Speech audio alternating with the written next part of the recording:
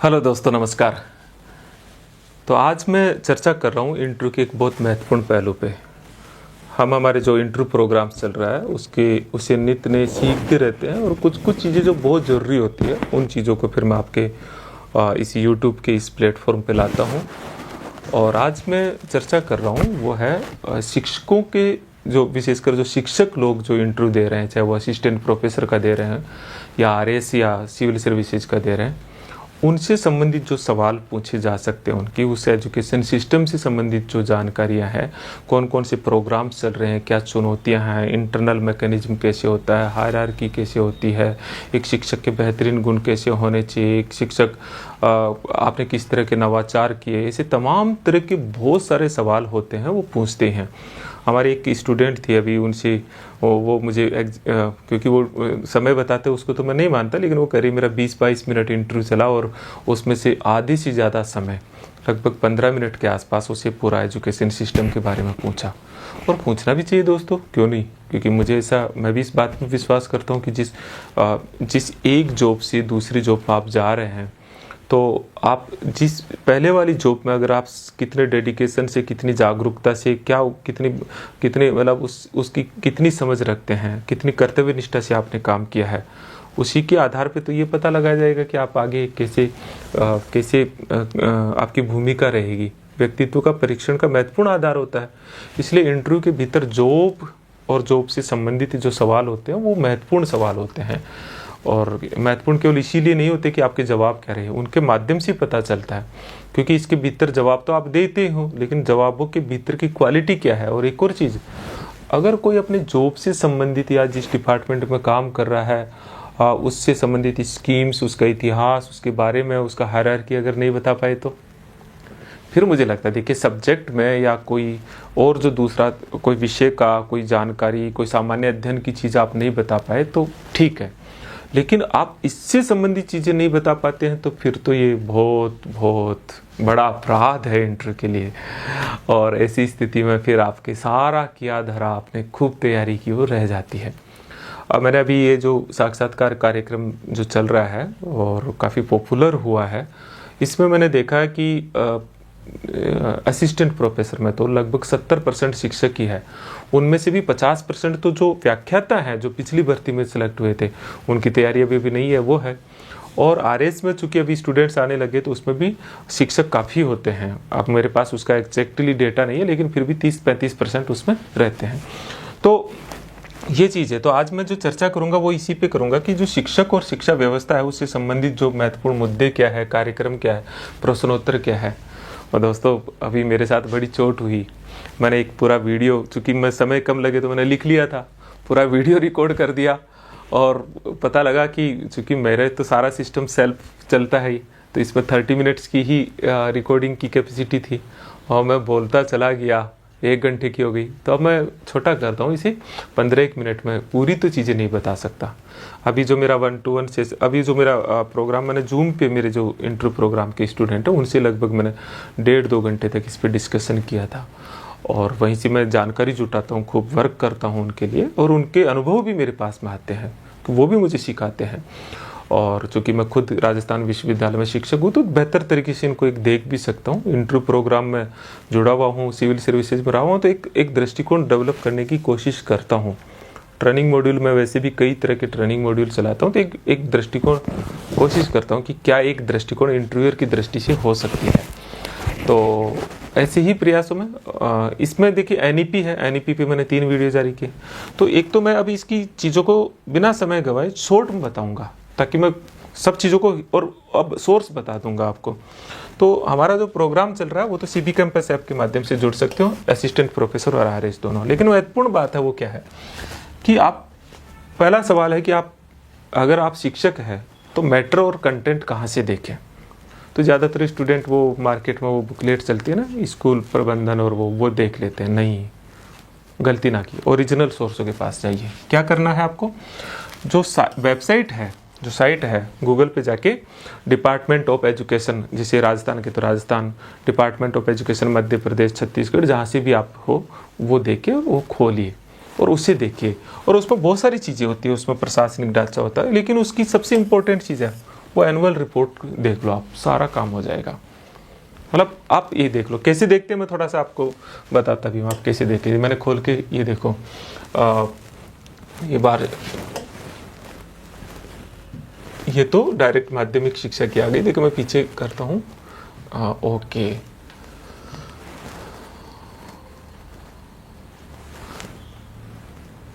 हाँ, जैसे ये पूरा माध्यमिक शिक्षा का आ गया। अगर हम थोड़ा सा और भी देखते हैं इसमें, तो ये तो जैसे मैंने एक आपको बताया है कि आप खोलेंगे तो कैसे खुल जाएगी आपकी, इसको ऐसे कर सकते हो, है ना। और इसमें जो इम्पोर्टेंट चीज़ है वो दस्तावेजों में जाओ देखो, और दस्तावेजों में ये जो वार्षिक रिपोर्ट है ना, इसको देखो, तो इससे ये देखो डाउनलोड हो जाती है। फिर खोल के देख लो, एक तो तरीका में नहीं हो। बाकी इस पर बहुत सारी चीज़ें दी हुई रहती है, कैसे खोलते हैं बिल्कुल मैं आपको जीरो से भी बता देता हूँ कि आप क्या कर सकते हैं। आप ये तो माध्यमिक, इसमें जाए आप बिल्कुल जीरो से भी जाओ तो क्या कर सकते हैं, यहाँ पे जाइए आप, खोल के ये आपका ब्राउज़र खोल लो। ब्राउज़र खोल के आप जैसे डिपार्टमेंट ऑफ एजुकेशन, मैं आपको तरीका बता रहा हूँ क्योंकि आप मुझे पता काम नहीं करते हो, फिर ऐसे खोल के देख लेंगे। ये देखो खुल जाएगा आपका, ये देखो मैंने आपके सामने ही खोला है। इसमें से जैसे इसको स्कीम्स, तो आप देखेंगे इसमें बहुत सारी ये स्कीम्स, सारे कितने कितने डिपार्टमेंट्स काम कर रहे हैं, देखो कितने विभाग काम कर रहे हैं। इनको सबको खोल के इनकी जानकारी लो, क्योंकि जो विशेषकर आरएस में तो क्या होते हैं कि वो उनमें काम किए हुए रहते हैं, अधिकारी होते हैं, प्रशासनिक अधिकारी होते हैं, और ये प्रोफेसर लोग इनमें बड़ी रुचि लेते हैं, जो असिस्टेंट प्रोफेसर वाले। आप देखो तो इधर से जैसे आप देखोगे ना, तो यहाँ से देखोगे तो सारे विभाग ऐसे भी खुल जाते हैं। फिर इसमें जैसे मान लीजिए कि आपको माध्यमिक शिक्षा विभाग, जिसे भी मैंने खोल के बताया, आपको प्राथमिक शिक्षा विभाग खोलना है, ऐसे खोल के आप, या संस्कृत डिपार्टमेंट में, तो आप खोल के देख सकते हो। तो हमें ज़्यादा समय लगता है, इसलिए आप देख लेना इसे। जो देखो अभी खुल जाएगा नेट, तो ओके। तो यह है। फिर आप क्या करेंगे कि एक वरिष्ठ जो कोई अनुभवी शिक्षक हो, उससे थोड़ा सा राय मशविरा करो, एनईपी पढ़ो, एनईपी को कनेक्ट करना, पढ़ के आपके मॉडल से कनेक्ट करना। फिर अपने व्यक्तिगत अनुभवों में बायसनेस को हटाओ और एक ऑब्जेक्टिविटी लाओ, और फिर एक अप्रोच बनाओ। और फिर सबसे इम्पोर्टेंट चीज़ है कि हर चीज़ पे, मतलब इस पे कम से कम 50 क्वेश्चन बना लो। फिर हर क्वेश्चन पे 3 नट सेल में सेंटेंस क्या हो सकते हैं वो डिसाइड करके उसकी प्रैक्टिस करो।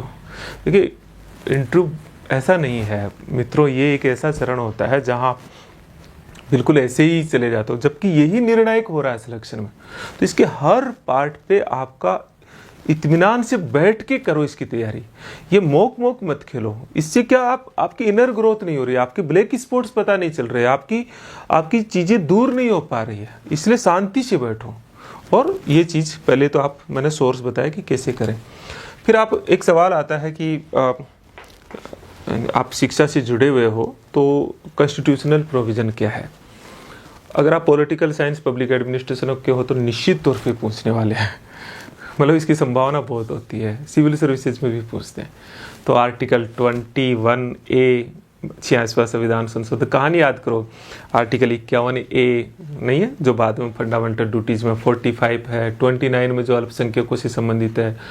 आप जो है इसके अलावा अगर आप देख सकते हो तो जो राजभाषा से संबंधित मुद्दे 243 से 251, समवर्ती सूची में है कौन सी प्रविष्टि है, 25वीं है। आरटी एक्ट जो है वो ज़रूर देखो। अब मैं आपको खुद को देखना है, मैं इसमें ज़्यादा नहीं बता पाऊँगा क्योंकि समय बहुत लग जाता है। कुछ पूरा इतिहास बताओ अपने उससे संबंधित की हिस्ट्री क्या है। जैसे राजस्थान का मैंने लिया है कि राजस्थान की स्कूल की शिक्षा व्यवस्था 1844 में लोक शिक्षण विभाग की स्थापना हुई, 1950 में शिक्षा विभाग बना, 1947 में प्राथमिक और माध्यमिक शिक्षा विभाग पृथक हो गया। एक समग्र शिक्षा अभियान चलता है जो सभी जितने भी प्रोग्राम्स पहले चल रहे थे सेंट्रल गवर्नमेंट के, उनको सबको एकजुट करके एक जगह करके केंद्र प्रवर्तित है। 1 से 12 क्लास तक का एकीकृत है ना। राजस्थान में ये कौन चलाता है, राजस्थान स्कूल शिक्षा परिषद चलाती है इसे, नहीं है, ये बताओ आप, है ना। इस तरह से जो क्वेश्चन होते हैं दोस्तों, जैसे अगर आप स्कूल के अंदर शिक्षक है या प्रधानाध्यापक है, व्याख्याता है, तो आपसे पूछा जाएगा निश्चित तौर पर स्कूल मैनेजमेंट कमेटी जो प्राइमरी एजुकेशन में है, अगर आप मिडिल स्कूल में हो तो स्कूल डेवलपमेंट मैनेजमेंट कमेटी, उनका स्ट्रक्चर क्या है, उनका अध्यक्ष कौन होता है, उनका उद्देश्य क्या है, ठीक है ना। अब ये डिटेल चर्चा तो फिर मैं मेरे प्लेटफॉर्म पे करता हूँ, लेकिन ये देखो इसे जो है, और देखो कहाँ साइड से देखो। जैसे स्कूल डेवलपमेंट कमेटी में 23 मेंबर्स होते हैं, स्कूल मैनेजमेंट कमेटी में 16 मेंबर होते हैं, जो चेयरमैन होता है वो यहाँ पेरेंट्स से होता है। इधर स्कूल डेवलपमेंट कमेटी में जो चेयरमैन होता है वो कौन होता है, वो उसका प्रिंसिपल होता है, और सेक्रेटरी जो वरिष्ठतम शिक्षक होता है SDMC में, और SMC में जो सेक्रेटरी होता है वो प्रधानाचार्य होता है। उद्देश्य क्या है बताओ, कि कैसे इसके माध्यम से पेरेंट्स और स्कूल जो है, उद्देश्य को एक लाइन ढूंढो, जैसे मैं ढूंढता हूँ कि स्कूल के प्रबंधन, संचालन और विकास में अभिभावक, जनप्रतिनिधि और नागरिकों की भागीदारी सुनिश्चित करना और शिक्षण संस्थान की जनता के प्रति उत्तरदायित्व सुनिश्चित करना। देखो मैंने लाइन बना दिया, इस तरह से जवाब दो उसे। तो ये आप कीजिए। पद सोपान ये जरूर बताओ। पद सोपान, जैसे स्कूल का जो आपका राजस्थान के जो शिक्षक है उनका पद सोपान, मुख्यमंत्री, शिक्षा मंत्री, शासन सचिव, बहुत इंपॉर्टेंट चीज़ है। हमारे यहाँ शासन सचिव बोलते हैं, अलग अलग स्टेटों में अलग अलग है। और शासन सचिव के नीचे जनरली क्या होता है, अतिरिक्त या संयुक्त शासन सचिव होता है। ये नहीं है, विशिष्ट शासन सचिव पता होना चाहिए। ये सचिवालय है, फिर सचिवालय से नीचे फिर डायरेक्टरेट, जो 2 डायरेक्टरेट है ना, अलग अलग, संस्कृत का अलग डायरेक्टरेट है, उनके फिर निदेशक होते हैं। फिर आजकल निदेशकों को ने अपना नाम आयुक्त कर लिया, वो पता हो। निदेशक के नीचे फिर हर संभाग पर संभागीय जो है, संभाग पर संयुक्त जॉइंट डायरेक्टर या जॉइंट कमिश्नर होता है। फिर जिला स्तर पर ये 2 पद है, ये भी ध्यान देने वाली बात है, मुख्य DO और DO, फिर CBO, फिर PO, फिर प्राचार्य, व्याख्याता। आप शिक्षक हो तो इतना पता कर लोगे, डिटेल नहीं जाऊँगा मैं। मिड डे मील पे जनरली सवाल पूछते हैं आपसे चाहे कहीं भी हो, मध्याह्न शिक्षा, क्या क्या सवाल होते हैं कि इसका उद्देश्य क्या है, कितना इसमें पर स्टूडेंट क्या दिया जाता है, कितना फंड दिया जाता है, कैसे रिकॉर्ड रखा जाता है, कैसे मॉनिटरिंग की जाती है। तो आप बताइए कि जो मिड डे मील स्कीम्स है उसका उद्देश्य क्या है। अब इसमें क्या होता है कि आप अपना मन से बताते हो दोस्तों, प्रॉब्लम यही है।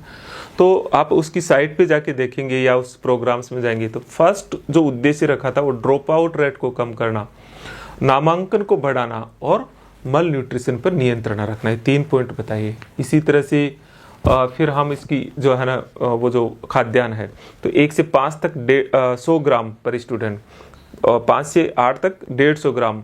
और जो इनका जो प्रशासनिक जो अन्य, जैसे मान लीजिए कि दाल और अन्य के लिए जो है जो खर्चा है 6.19 रुपये, आज की डेट में मैंने रिपोर्ट देखा है उसमें पर स्टूडेंट है। और 6 से 8वीं तक वालों को 9 रुपये 29 पैसे नहीं पर स्टूडेंट देती है। इसी के पैरेलल जो है दूध के लिए पन्नाधाय बाल गोपाल योजना चलाई, जिसमें 1 से 5 तक 15 ग्राम, 6 से 8 तक 20 ग्राम, है ना। डिटेल फिर देख लेना, है ना। ओके। स्कूल्स कितने तरह के चलते हैं जरूर देखो, जैसे KV और नवोदय विद्यालय तो चल रहे हैं, सामान्य स्कूल चल ही रहे हैं। अभी महात्मा गांधी अंग्रेजी माध्यम स्कूल राजस्थान में काफ़ी चर्चा में है, तो इससे संबंधित सवाल। स्वामी विवेकानंद मॉडल स्कूल्स क्या है, ये है। एकलव्य स्कूल्स क्या है, ये है। कस्तूरबा आवासीय स्कूल्स क्या है, नवोदय क्या है, KV क्या है, तो ये कंसेप्ट पता होना चाहिए। ये सवाल जरूर आप पूछा जाएगा कि जो अंग्रेजी माध्यम स्कूल्स है जिनमें इंफ्रास्ट्रक्चर नहीं है, जिनमें प्रशिक्षित शिक्षक नहीं है, इतनी संख्या में खोल दिए, अब वर्तमान सरकार कह रही है कि इन्हें बंद करें, समीक्षा कमेटी बना रही है, तो क्या आपका क्या व्यू है। तो देखिए जो ये व्यू होता है ना, ये बड़ा प्रॉब्लमेटिक होता है, इसमें सब्जेक्टिविटी सामने भी हो सकती है, लेकिन आप बीइंग ए शिक्षक इस पे व्यू रखना है। सरकार क्या, मतलब सरकारों की स्टेटमेंट पे नहीं जाना कि हमें उनको कुछ करना। बीइंग ए शिक्षक आपका व्यू क्या है, तो बीइंग ए शिक्षक ये व्यू है कि इसका उद्देश्य क्या था महात्मा गांधी जी। तो इनका उद्देश्य जैसे लाइन टू लाइन जैसे मैंने लिखा हुई है, समाज के निचले स्तर के छात्रों को अंग्रेजी माध्यम में गुणवत्तापूर्ण व सुनिश्चित शिक्षा प्रदान करना, ये तो है। क्या जरूरत है अंग्रेजी माध्यम की? बिल्कुल जरूरत है, कैसे इनकार कर सकते हो। अब प्राइवेट एजुकेशन सिस्टम बड़ी इसी के बहाने इसी रहा है, बहुत ज़रूरत है। आपसे पूछ सकते एक तरफ मातृभाषा में शिक्षा की बात हो रही है, एक तरफ अंग्रेजी माध्यम। सर मातृभाषा में बच्चा सीखता है, लेकिन अंग्रेजी भी उतनी महत्वपूर्ण है। तो अंग्रेजी माध्यम स्कूलों से फिर मातृभाषा की शिक्षा व्यवस्था आप करें। मातृभाषा की शिक्षा इससे कोई प्रभावित नहीं हो रही है, लेकिन अंग्रेजी माध्यम जो है वो जो है आज ग्लोबल कंपटीशन के लिए, विशेषकर समाज के निचला तबका का जो विद्यार्थी है वो इसलिए पिछड़ जाता है क्योंकि उसके पास वो नहीं है। क्या बंद करनी चाहिए? बिल्कुल नहीं सर। आप कहिए कि सर इसके भीतर इंफ्रास्ट्रक्चर डेवलप करने की, प्रशिक्षित शिक्षक लगाने की ज़रूरत है। कैसे लगाएंगे? बहुत सिंपल जवाब है दोस्तों। हर राष्ट्रीय शिक्षा नीति में 6% GDP के खर्च का लक्ष्य रखा है और अभी तक ये 3-3.5% तक है। इसे बढ़ाया जाना चाहिए। आप बीइंग शिक्षक इसकी पैरवी करेंगे, अच्छा लगेगा सामने वालों को। तो ये कुछ चीज़ें मैंने थोड़ा सा बताया हूँ, ये आप देखिए। इसी तरह से Swami Vivekananda school model schools क्या है ये बताइए, है ना। तो ये 2013 से शुरू किए थे। तो क्या था कि जो केवी का मॉडल था वो राजस्थान सरकार ने शुरू किया। डिटेल आप नेट खोल के देखिए तो केवी में CBSE से कनेक्टेड होती है, अंग्रेजी माध्यम की होती है। 17 पिछड़े जिलों में 134 ब्लॉक में ये चल रहे हैं। नहीं, बहुत पॉपुलर है ये जो ये इसी का एक वृहद रूप है। एकलव्य स्कूल्स क्या है? सेंट्रल गवर्नमेंट की है, जनजातीय मंत्रालय चलाता है। ध्यान रखें, जो जनजातीय क्षेत्रों के जो पिछड़े क्षेत्र है वहाँ पे जनजातीय जो विद्यार्थी है उनको आवासीय स्कूल प्रदान की जाती है, गुणवत्तापूर्ण शिक्षा।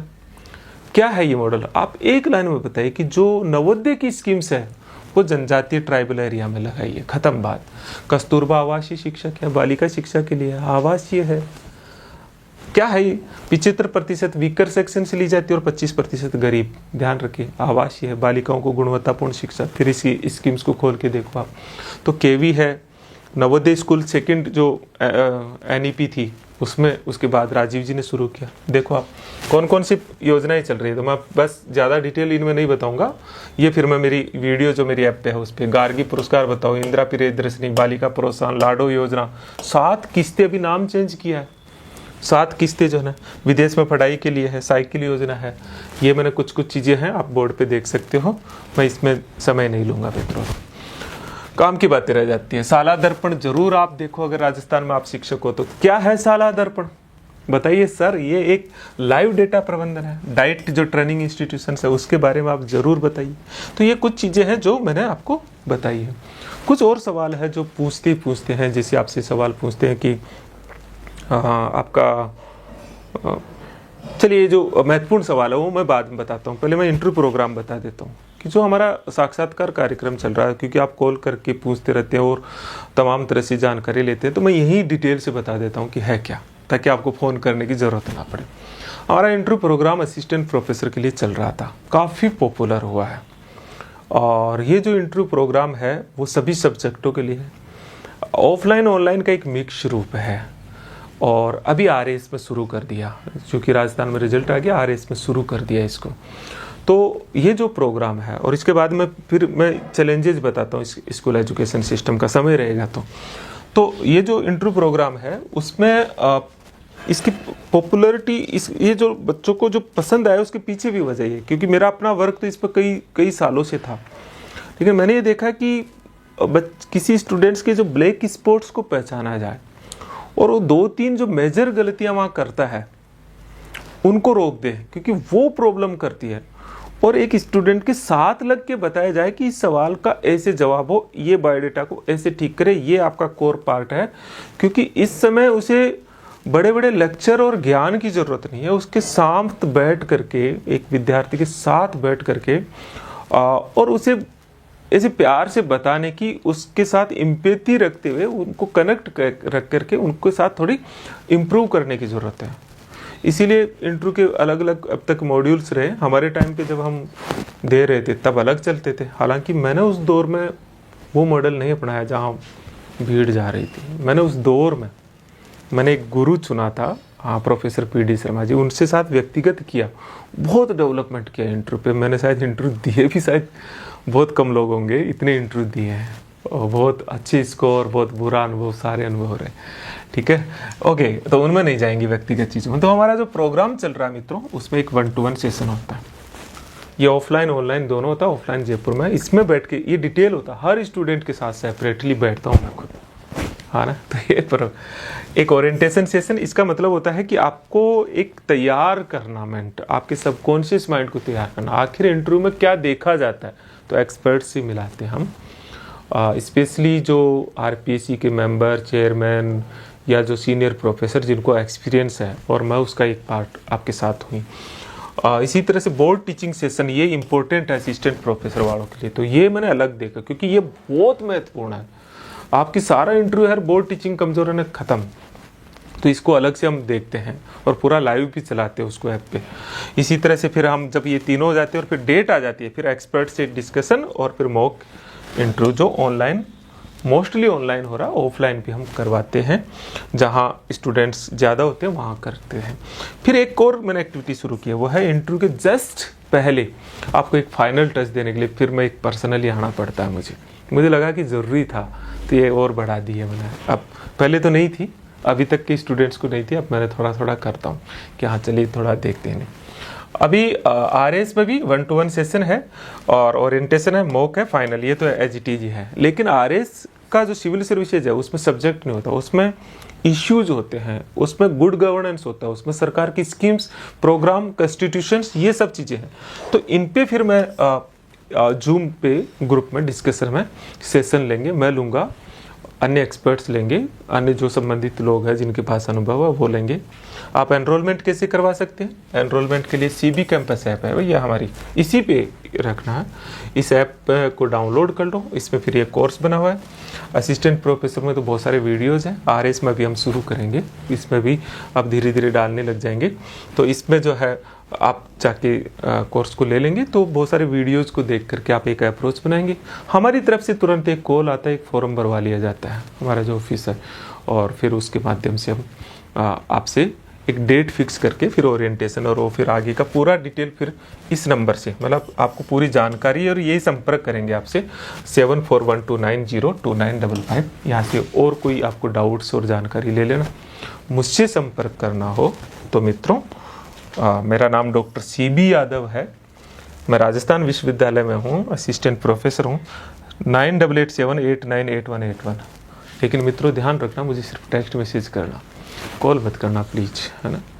अभी तक किया भी नहीं है, मैं खुद आपको बताऊंगा कितने बजे आप कॉल कर सकते हैं, मैं फ्री रहूँगा, जब आप कॉल करेंगे तो बात भी कर पाएंगे। तो ये मैंने एक प्रोग्राम से, हाँ एक सवाल जो था वो मैं डिस्कस कर लेता हूँ। वो सवाल ये था कि स्कूल एजुकेशन सिस्टम के समक्ष क्या चैलेंजेज है, ये पूछते हैं, या school education system private sector के सामने कैसे दम तोड़ रहा है, ये भी पूछ सकते हैं। या क्यों नहीं हम सरकारी स्कूल व्यवस्था को ख़त्म ही कर दे, ज़रूरत ही क्या है जब इतना कमज़ोर है, कुछ जीरो नामांकन जैसी स्थिति है, इतने क्वालिफाइड लोग जाते हैं। तो इस तरह के सवाल आपसे पूछते हैं। तो इनका मैं कोई एक आंसर न देके आपको कुछ आउटलाइन देता हूँ आंसर बनाने के लिए, क्योंकि आंसर बना के दे दूंगा ना तो आप मेहनत ही नहीं करेंगे, थोड़ा सोचो। देखो एक चीज़ ये है कि स्कूल, जो सरकारी स्कूल एजुकेशन सिस्टम है, उसका उद्देश्य सिर्फ गुणवत्तापूर्ण शिक्षा नहीं है, उसका उद्देश्य पहुंच भी है। और हमारा पहुंच पहला स्टेप होता है, फिर क्वालिटी एजुकेशन होता है, ठीक है ना। तो ऐसी जगह जहाँ प्राइवेट सेक्टर नहीं जा सकता, वहाँ भी गवर्नमेंट एजुकेशन सिस्टम पहुँचता है, जो बहुत बड़ा काम है। और किसी भी दृष्टि से ये जो गवर्नमेंट एजुकेशन सिस्टम है उसकी प्रासंगिकता को आप कम नहीं बताएंगे, आप बताएंगे सर वहाँ एजुकेशन देता, उन बच्चों को एजुकेशन देता है जिनके पेरेंट्स में चेतना नहीं है, जागरूकता नहीं है, तो वहाँ पे वो काम करता है। जहाँ 3-3 बच्चे जहाँ पहुँच, वहाँ एक ऐसी दुर्गम जगह पर जाकर के भी ये व्यवस्था करता है। तो एक तो ये है। दूसरा, क्वालिटी एजुकेशन की बात होगी। तो देखिए NEP तो आप अच्छे से रखो, NEP पे मेरे अलग से वीडियो है ना, और मेरे इस YouTube पे भी नीचे जाके देखोगे तो बहुत सारे वीडियोज़ हैं, उनको देखो आप। तो आप बताएंगे कि देखिए मोटी कमी क्या बताते हैं, जो आपको भी पता है, इंफ्रास्ट्रक्चर। लेकिन एक चीज़, दो चीज़ें मैं कहता हूँ, आप थोड़ा सा अलग देखिए। आप बताइए कि सर इंफ्रास्ट्रक्चर निश्चित तौर पर कमज़ोर है, लेकिन एक प्रॉब्लम और है, वो है कि गवर्नमेंट एजुकेशन सिस्टम है वो अपनी मार्केटिंग नहीं करता है, और प्राइवेट एजुकेशन सिस्टम मार्केटिंग पे बहुत खर्च करता है, भले ही अंदर कुछ भी ना हो और भले ही उनके शिक्षक प्रशिक्षित नहीं हो। एक तो ये पक्ष है। और एक है इंफ्रास्ट्रक्चर में बिल्डिंगें हैं, लेकिन जो सह शैक्षणिक गतिविधियों के लिए जो सामग्री होनी चाहिए उसकी कमजोरी है, वो कमी है। और उसके लिए आप सुझाव पूछा जाए तो वही 6% GDP का। लेकिन एक चीज़ जरूर बतानी चाहिए, वह है गैर शैक्षणिक कार्यों में शिक्षकों को लगाना। सर तीनों शिक्षा नीतियों में इसको रोका गया, फिर लगा देती, इससे शिक्षा की गुणवत्ता प्रभावित हो रही है। तो ये भी है, ये भी बता सकते हो। एक थोड़ा सा कंट्रोवर्शियल हो जाएगा, बाकी ये भी बता सकते हो कि जो डायरेक्टर वगैरह बनाते हैं, वो IAS वगैरह बनाते हैं, तो उन्हें मतलब एक शिक्षा व्यवस्था की एक जो बुनियादी समझ जो होती है, ग्राउंड समझ होती है, उसका अभाव होता है। लेकिन फिर भी मैं सिविल सर्विसेज में इस पॉइंट को नहीं बताने के लिए कहूँगा, लेकिन ये है, ये भी एक पक्ष है। फिर हमारे यहाँ शिक्षा से संबंधित रिसर्च, मॉनिटरिंग और दूसरे पक्ष भी हैं। तो कुल मिला के आप ये सारी चीज़ें बताइए, है ना। तो मैंने एक कोशिश की है दोस्तों आपके लिए कि आप अगर शिक्षक है, शिक्षा व्यवस्था से जुड़ी हुई है, तो पूरी चीज़ तो मैं नहीं बता पाया, लेकिन फिर भी एक आउटलाइन बता दी है, प्रोग्राम्स बताए, इनका स्ट्रक्चर बताया, हायरार्की बताई, इनका इतिहास बताया, और जो दूसरे प्रदेशों के लोग इसी तरह से साइट को खोल के देख सकते हैं, मैंने वो एक प्रक्रिया बताई है। तो निश्चित तौर पे मुझे लगता है कि मेरा ये जो प्रयास आपके लिए किया गया, ये बताने का जो निर्णय लिया, निश्चित तौर पे आपके लिए फ़ायदेमंद तो होना चाहिए। बस आप बताते नहीं हो, आप थोड़ा कमेंट करके भी बता देंगे तो मुझे फिर और मिलता है, प्रोत्साहन मिलता है, तो आप, और मुझे सच्चाई भी पता लगती है उससे। तो आप मैसेज करके बता देते हो, कमेंट नहीं करते, नीचे कमेंट कीजिए, शेयर कीजिए, आपको अच्छा लगे तो शेयर कीजिए, नहीं लगे तो बिल्कुल मत कीजिए। ओके, कोई नहीं। तो दोस्तों आज इतना ही, नमस्कार।